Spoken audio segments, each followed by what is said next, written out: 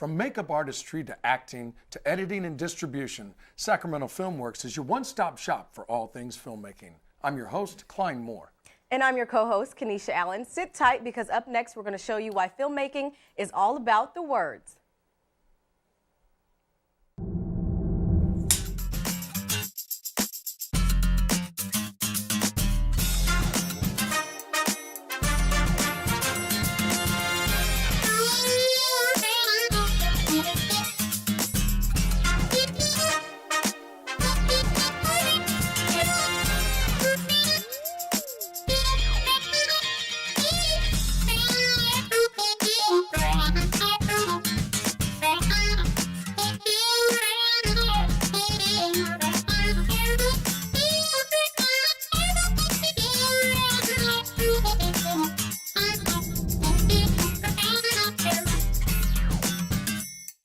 They say the pen is mightier than the sword. So that makes our next guest somewhat of a literary ninja with dozens of screenplays and stage plays under his belt.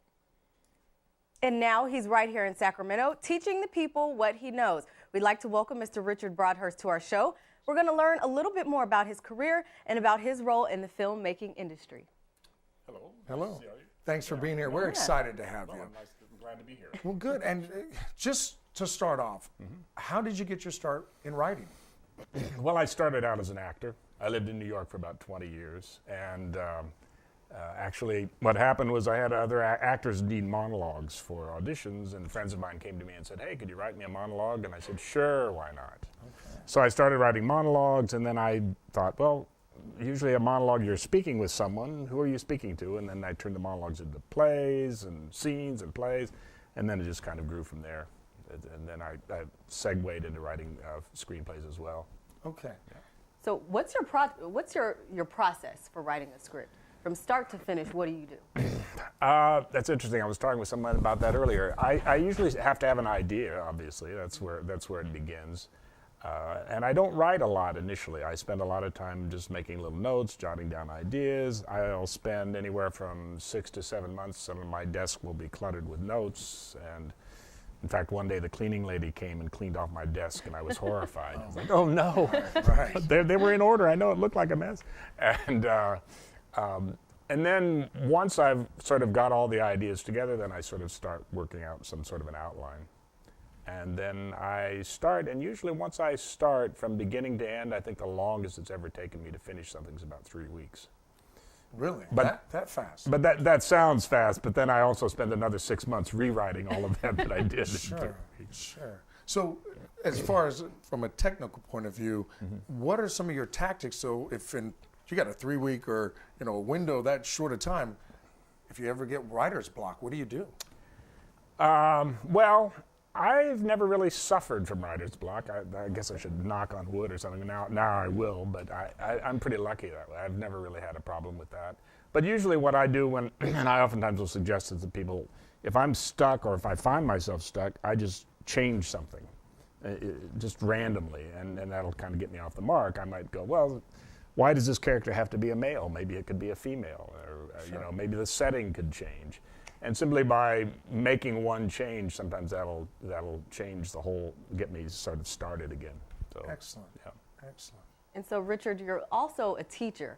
So if you've got a student who is kind of on the fence about script writing or maybe directing and editing, what do you say to them to nudge them over the fence to go over and want to be a script writer?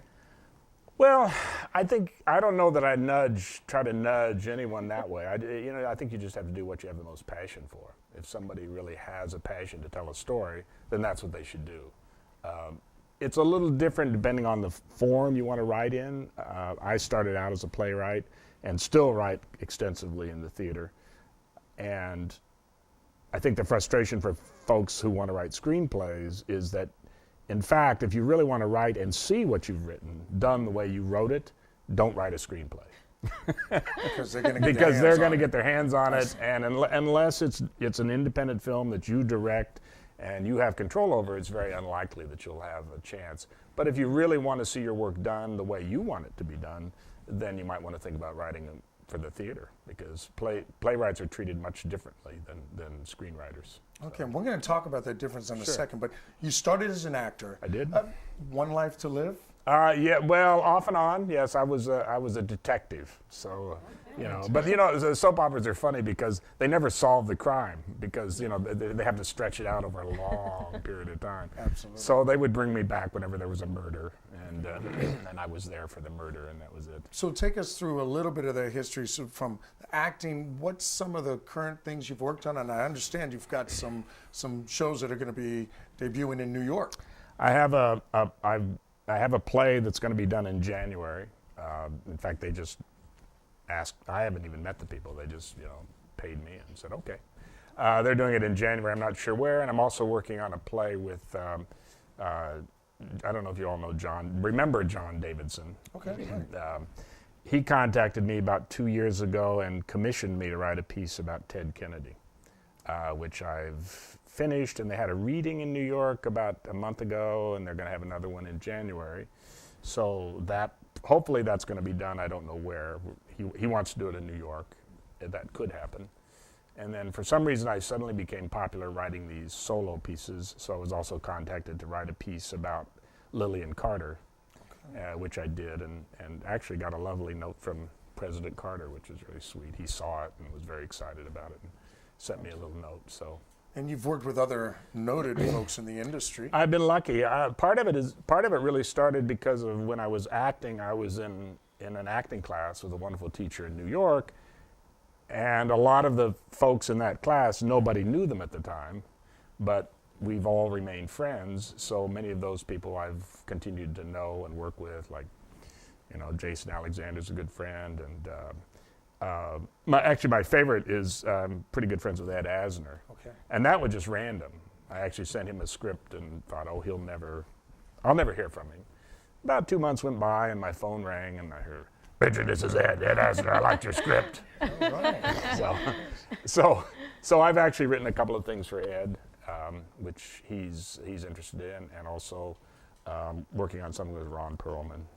Okay. If you all know, what's that? What was the show he was famous for? Well, I just went blank. But I know he did Beauty and the Beast, but the film that he became, what is it?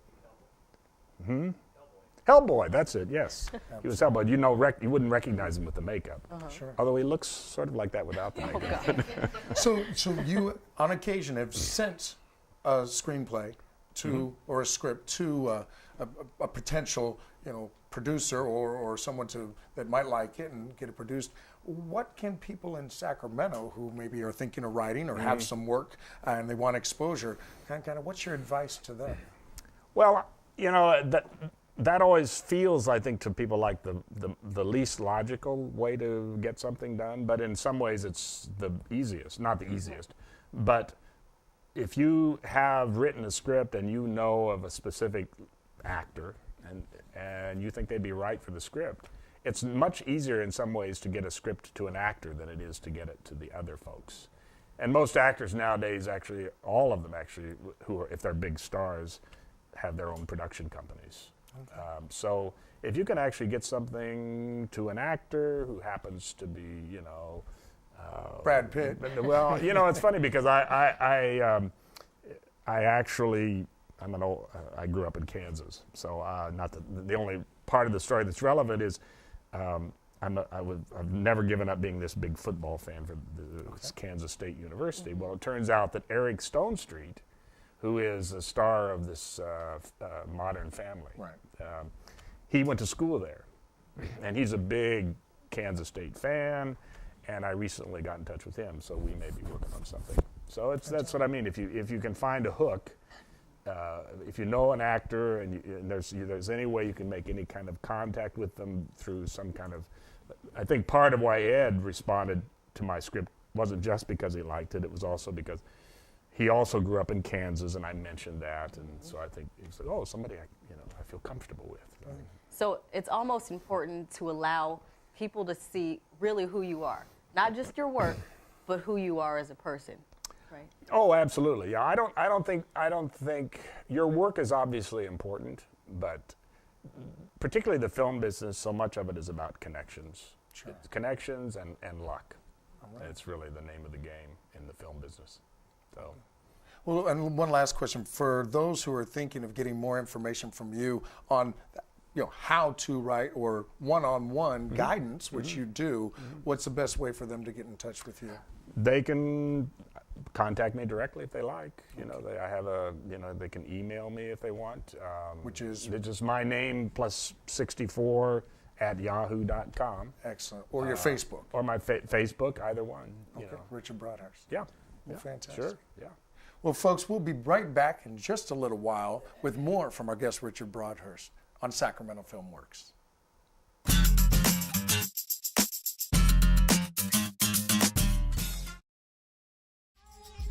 Sacramento Film Works is sponsored by the Northern California Filmmakers Coalition, which provides filmmakers an opportunity to learn and network with professionals in the filmmaking industry in the Sacramento region. Join us each Wednesday at 6 p.m. at Access Sacramento, 4623 T Street, Suite A. We'll see you in the movies.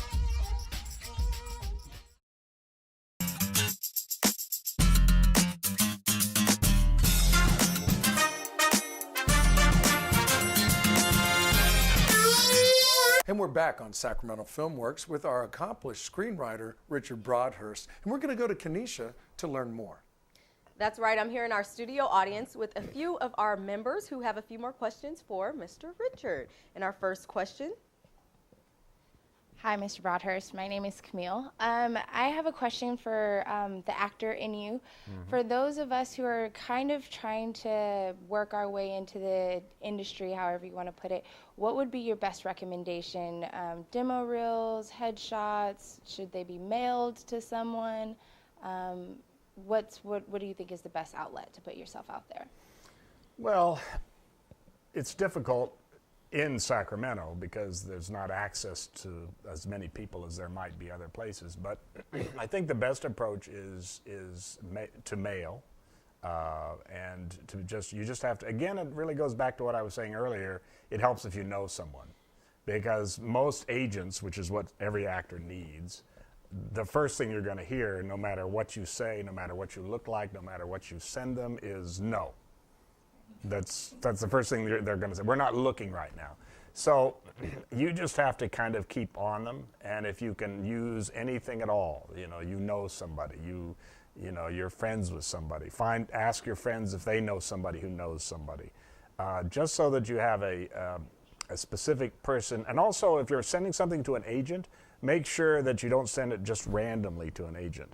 Find out who in the office handles your type of person. If like you're a specific type, so you call the agency and you say, who do you have in the office who handles young, attractive, ethnic women? Because they have somebody for everything.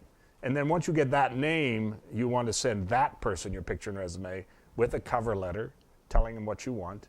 Give them a couple weeks, call them up, say, and make sure that the approach is very, like, I'm calling to make an appointment, not would you like to see me or can you see me, because that gives them an opening to say no. So be proactive. You got to be very proactive. Excellent. And then when they say we're not interested, you just do the whole thing over again in a month. That's really the answer. You just keep doing it. Okay, our next studio question comes from Andre. Hi, Mr. Broadhurst. A question for you from a writer standpoint. Writing for the stage or writing for screen, similarities and comparisons? Well, it's actually the difference, more than similarities. If you have an idea and it's visual, you see it in your head and you see pictures, you probably have a screenplay in your head. If you have an idea and you want people talking a lot and it's very verbal, it's probably a theater piece. So the difference really is verbal versus visual. And I think that's really, you have to make that decision based on what, Now, that doesn't mean you can't cross over. I've taken, I think, 2 of my plays and turned them into screenplays. But even then, I had to open them up and try to make them more visual. But there have been cases where plays have been turned into films very successfully without changing anything. If you're familiar, or if you've ever seen 12 Angry Men, that all takes place in the jury room, and they didn't change a thing. You could go out and see the play, and you'd see the same thing. Now, we've all got a screenplay in us, right? So what is kind of the first thing that you do when a prospective student comes to you, because you do that, you teach classes, what do you take them through to narrow that down? Well, probably the hardest thing is in the business, it's referred to as a log line, but in simple terms, it's like if you get out the TV guide or the newspaper and you'll see a 2-sentence description of what the episode is going to be about that night. You have to somehow condense your idea into 1 or 2 sentences so I get it right away. Your elevator speech. Yep, you got to have that first. Something, and hopefully it's something that will just sort of grab people right away. Because if you have to spend 2 pages explaining to me what the story's about, you're in trouble. And you're certainly not going to keep anybody's interest. So I try to get people to pinpoint exactly what they want the story to be about as succinctly as they can. Excellent. We've got one more question here. Good afternoon. My name is Pamela Pamela. Weeks, and I'm currently working on 3 different projects, writing. One of them I'm expounding on, or pretty much going through like a second edition of a thesis project that I wrote back in 1984 for my master's project. And the second one is something that I've decided to do concerning my own life as a single parent raising 2 boys. So it's going to be something like raising 2 boys as a single parent in this community. And the third project I'm working on is God's saving grace and keeping power, something that pertains mainly to my spiritual realm. So with these 3 projects that I'm working on, what would be the best approach as far as, getting those projects going and getting it to the right people, and how should I go about, getting that taken care of? Great. Start with number 2. Okay. The reason I'm saying start with number 2, and I almost always tell people this when they're first beginning, is the best way to begin is to write about the things you know the best. And obviously being a single parent, and also probably something you have a lot of passion about. So that's really the place I think to start. Start with that. And you don't have to, I think I was talking with someone earlier, you don't have to necessarily be locked into telling the story exactly the way it happened. In fact, one of my favorite things to do, because I'm sure you've all had this experience, is you've had that experience where somebody said something to you and 2 hours later you think, I wish I had said that. I wish I'd responded that way. Well, the great thing about writing a screenplay or a play is you can actually go back and do it. You can do it the way you wanted to do it, So you can take your experience and sort of expand on that experience. But you already know this. You don't have to do a lot of research, and you also have a lot of passion about it. And I think that will also help you once you do have a completed project, you'll have a lot of passion even about selling the project or trying to approach people with the project, So that's where I would start. I'd start with number 2. Okay. Passion is key. Yep. Yep. Great. Sure. Now, Richard, I have a question for you. What is the single most best quality that a writer should have? Ooh. Well, you have to be. That's a hard question. I think probably you just have to be willing to listen, particularly to other people, and you can't be so resistant. I mean, there comes a point in time when I'm writing where I just have to go, I'm sorry, that's it, I'm done. But you really want to be able to be open to the people that you trust. I would not say, don't give your screenplay or your play to your mother, because she'll love it. Give it to somebody you trust who you know will be honest with you. I think, and then you have to just listen. Excellent. We have time for a final question. Okay, final question. You got a question for us, Wanda? We were speaking earlier. My name is Wanda, and it was a pleasure meeting you. And you were just kind of giving me some information about writing, just writing in general, and what that whole process is about. That's something that I've always been interested in doing, is just sitting down and writing a screenplay, coming from my own perspective. Do you have any kind of suggestions on how to get started on that? Just pulling ideas out and just writing about, just getting down and starting that whole process. And to piggyback on that, you've offered both classes and individual one-on-one training. Right. I actually, excuse me, I actually prefer doing the one-on-one with the writing. I teach acting as well, but I prefer with writing, I think one-on-one is much better. Because one of the things I've discovered is the problem with classes is that everybody has to find their own pace. So if I'm working with a class, one person might come in and have material every 2 weeks, and another person might take a month to get the material. So I find that kind of, difficult. But I think that really you just, again, it goes back to something that you hear something and just start writing about it. You have a passion about something strikes you. Sometimes you'll get an idea, or somebody will call you up. And I had a friend call me up. It was the easiest thing I ever had to sell, and it only took one line. I had a friend of mine call me up years ago and say, "Hey, did you know there was one white baseball player in the old Negro leagues?"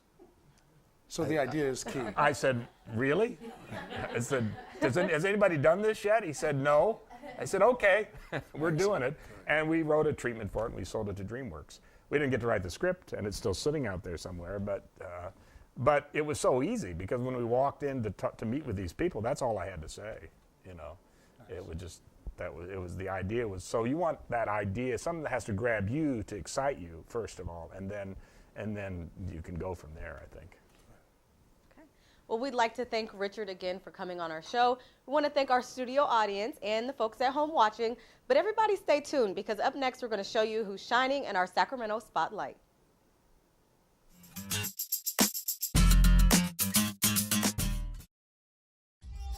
If you'd like to be a member of our studio audience, to meet and greet film industry professionals, visit our website at ncfc.tv.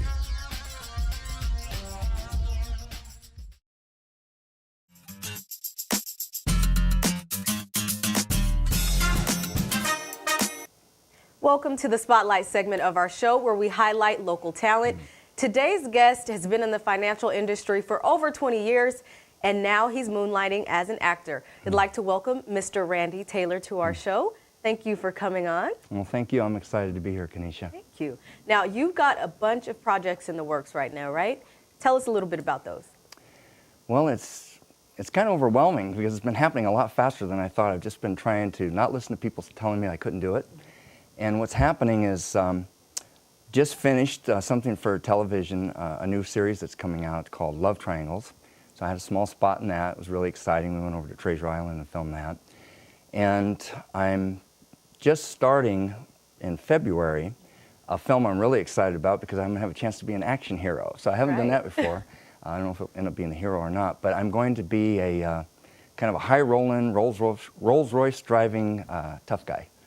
And real exciting cast I'm in there with. It's the producer, Robert Parham, is also the star, has the lead role. And he is a Hall of Fame kickboxer. And I'm going to have a scene with him, R2. And it's pretty exciting. It's going to challenge me. I also have something coming up that I'm really excited about, partly because the person I'm working with will be Mamie Jean Calvert. And Mamie Jean is, I guess, a genius in her own right, because she just went down to the Los Angeles area, wrote 2 separate films, feature films. One of them was science fiction. She won Scriptwriter of the Year. 2 weeks later, goes to another festival, submits a thriller, Eyes of the Killer, and it's amazing. I saw it. Well, she told me I'm going to be in a Christmas movie next year. We're going to film it in a couple of weeks. Okay. And that's going to be interesting for me. That I'm going to use a Southern accent. It'll be the first time. That'll be fun. Real acting. And then she's doing a project that I think is going to catch on, and it's science fiction related. And I'm going to be in the same film as Jeffrey Wiseman, who was a star in Back to the Future. So there's just, You're busy. One after another, you know. Busy. And, yeah, I'm finally going to be a good guy. I'm going to be a police chief in another movie. So All right, that's awesome. trying to get away from the typecasting as someone that kills people or gets killed. Okay. Understandable. So you also told me that you kind of stumbled into acting. It wasn't something that, you were necessarily looking for, but it kind of just happened, right? It's absolutely. It's just all the stars were lined up. Because what happened is, in this new economy, a lot of us that are self-employed have been struggling for new ways to market. So I started networking. And frankly, I'm not the kind of person that had gone to a lot of cocktail parties and mixed and mingled, with new people. But I went down and decided to do some public speaking to promote my my financial business. So I went to a lot of groups and as a speaker and try and help people. And then what happens, I met a fellow that was a producer, and he was also putting on the Vacaville International Film Festival. So I went there as a consumer to watch it. Got there a little early because I was excited. And what happened was I was dressed to the nines in tuxedo, and hardly anyone was there. And so there was room on the red carpet. And I went up to this attractive young lady, who's an actress, and I just said, "Excuse me, do you mind? I'd really like to have a picture on the red carpet with somebody. And do you mind?" And she said, "No." Talked to her just a little bit. 3 days later, I had no idea she was a casting director, and she cast me on a TV show that was that's called I Almost Got Away with It. So it lasted 5 years, and I got in right at the tail end of that. So it's not exactly what I expected, but it's just starting to snowball because I've been working real hard at it. I'm meeting more people. Okay, awesome. Well, we wish you much success in the future. And before we go ahead and tell the people where they can keep in contact with you or find out a little bit more about the projects you have. Okay. Well, I can be reached directly by email, randytaylor100@hotmail.com. And I also have a Facebook page under Randy Taylor, and I answer all requests. Okay, awesome. Well, thank you so much for coming to our show, Randy. Terrific. We truly appreciate it, and good luck to you in the future. Thank you so much, Kenesha. And that's our show for today. Sacramento Film Works is brought to you by the Northern California Filmmakers Coalition in partnership with Access Sacramento. Thanks for watching. I'm Klein Moore. And I'm Kenesha Allen, and you've been watching Sacramento Film Works, where we show you how film works.